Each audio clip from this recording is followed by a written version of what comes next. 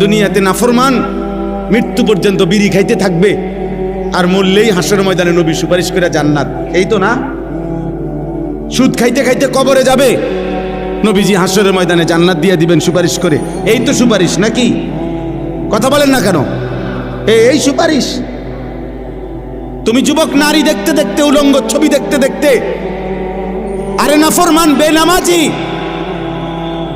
এই সেজদাবিহীন কপাল নিয়ে তুমি কবরে যাইবা, আর নবী তোমারে সুপারিশ করে জান্নাত দিয়ে দিবে। এইটা নি সুপারিশের অর্থ? কে বলছে এই কথা? কোনো নিয়ম কানুন নাই, কোনো কাগজপত্র নাই, কোনো ফাইলপত্র নাই। আহা আহ, ধোকা দিছে অনেকের, যে কতক্ষণ ডুললে আর গজল গাইলে আর দুইয়ান দুইয়ান জিলাপি খাইলে আর মুখে শুধু কইবা বিড়ি খাও আর সিগারেট খাও, সুদ খাও আর ঘুষ খাও, বেড়ি তোমার পর্দা করুক বা না করুক, হালাল হারাম মানো আর না মানো, শুধু কইবা নবীরে ভালোবাসি। এটা মুখে কইলে সারবো, এটা মুখে কইবা শুধু, এটা মুখে শুধু বলবা, গুনাহ ছাড়তে হবে না, বন্দেগী করতে হবে না, এমনি এমনি সুপারিশ হয়ে যাবে। সুপারিশের মানে এই হাউজে কাউসারের পানি, আপনি সাফ কলের পানি আপনি সিপ দিবেন আর পানি পড়ে যাব।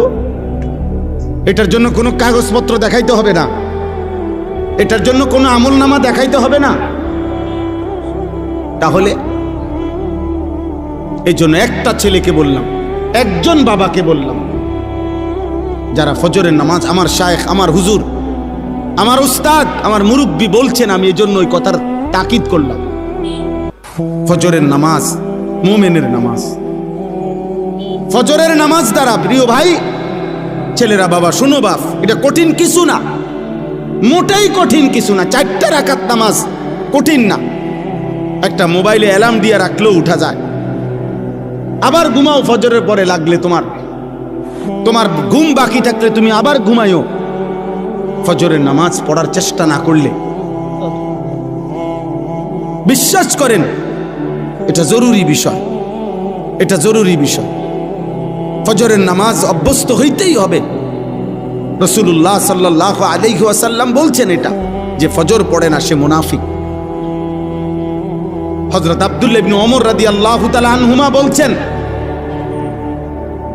নবীজির জামানায় ফজরের নামাজের অনুপস্থিতি দেখে আমরা মুনাফিক চিনতাম।